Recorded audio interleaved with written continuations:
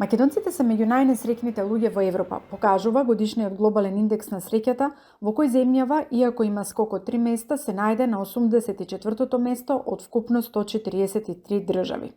Кога станува збор пак за квалитетот на живот во земјава, професор Владимир Петковски од Економскиот институт при УКИМ направи истражување за квалитетот на живот на населението за време на пандемијата и негова споредба со Европската унија. Истражувањето покажа дека кај одредени индикатори, разликите во квалитетот на живот и не се многу воочливи, но во повеќето аспекти кај нас условите за живот се значително полоши. Општо земено, перцепцијата на луѓето, на поединците е дека имаат просечен квалитет на живот. Областите каде што состојбата се подобрува се ретки, односно непостоечки. Сето ово укажува на потребата од социоекономски промени и воведување на конкретни мерки за подобрување на околностите и севкупните услови за живот. Можам да кажам дека дефинитивно не е на нивото на европските земји во однос на многу параметри, меѓутоа во многу параметри е и подобро од нивото на европските земји и можеме да кажеме дека одиме кон патот да речеме да ги стигнеме оние параметри кои би требало да бидат засновани за една земја членка на Европска унија. Почнувајќи тука прво ќе почнеме со паритет на куповна моќ.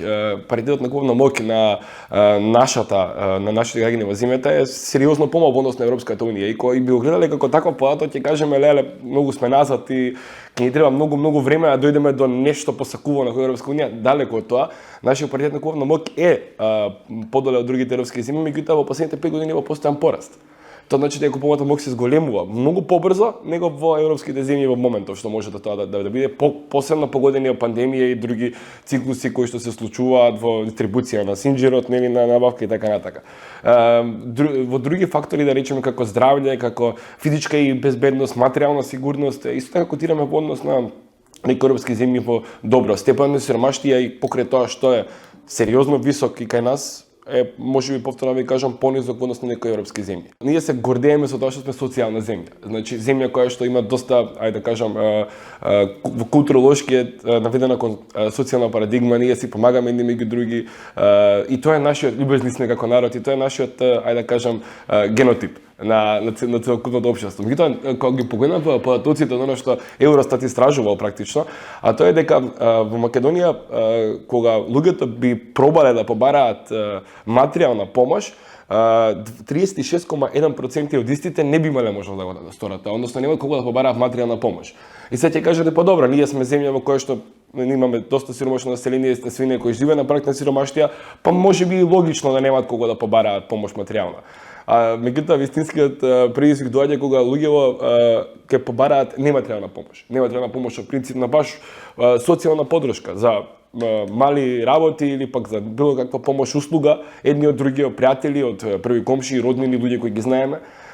Овдека е поразително бидејќи процентот е дефинитивно најмал во Европа, односно 27% од луѓето немаат околу да изнеси дека немаат околу да побараат нематеријална помош. Токму е таа она нишка на едно општество кај што се гледа онаа социјалната поврзаност меѓу луѓето. Доколку ние се темелиме на нашата поддршка едни кон други, дефинитивно најмалку ја покажуваме во однос на сите други земји во Европа.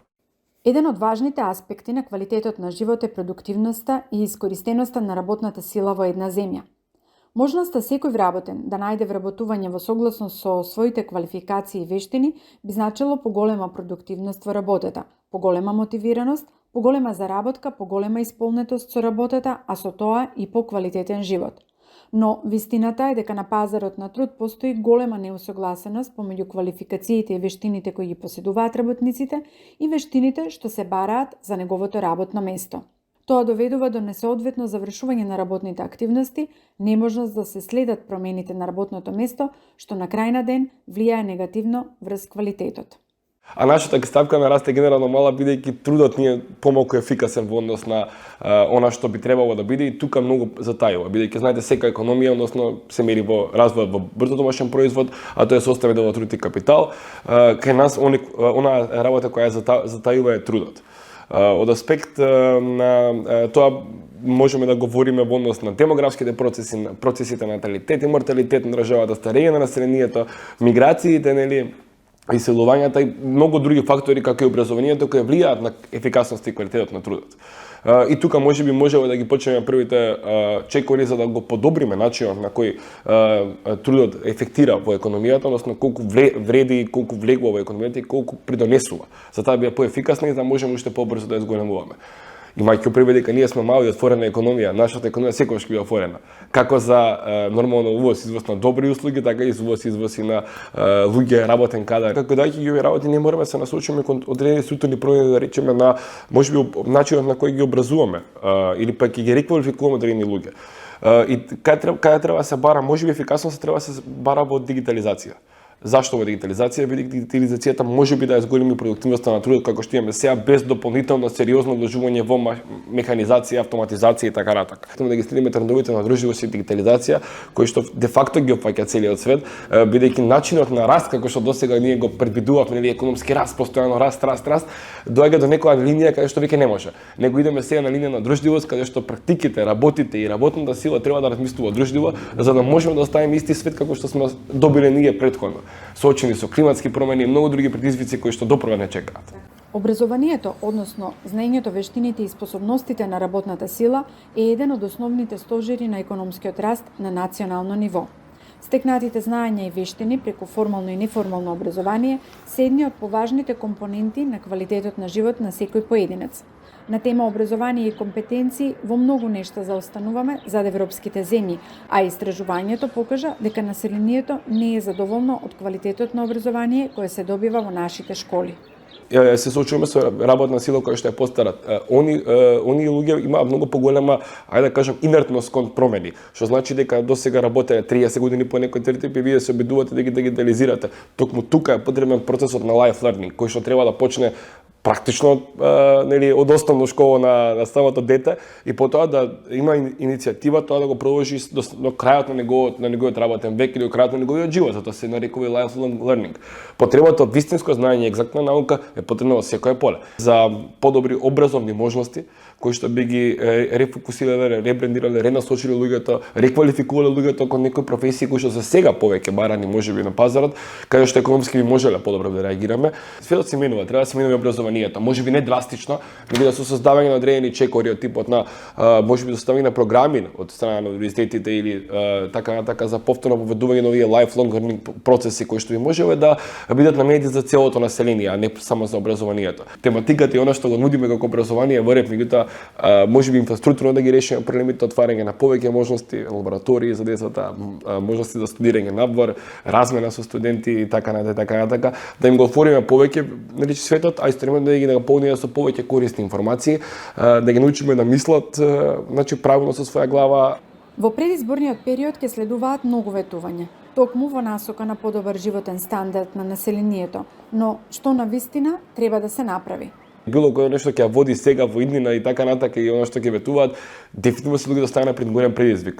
Вие треба да направите капитални инвестиции, патиштата да ги направиме, кои што де факто влијаат на бизнисот, на економска активност и било што, пруги и така натака, поврзаност, бидејќи ние сме мала земја, зависиме од увоз извоз, тоа е главен моментум за да можеме да обстанеме економски.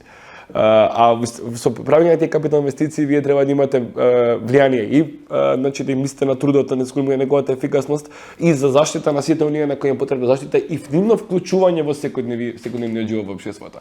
И пазите давање на еднакви шанси буквално на истите луѓе кои збориме. Ние имаме околу четвртина население кое што се вика тоа во однос на квалитет истражување на само тоа се вика е лишено од одредено материјално задоволство. Сега, оние основни материјални потреби на луѓето кои ги имаме се дефинирани во според Евростат дека тоа треба да биде кола или некој единствено оние обични appliances за по дома како апарати за домаќинство, дом, вода и така натака. Поентата е со овој поток дека секој четврто домаќинство или секој четврт економ во нашава држава буквално нема едно или три од тие работи. Значи буквално е лишен материјално некој од тие задоволства кои се сметаат за основен човечки живот, како би бил квалитетот на човечки живот на одредено ниво на сите.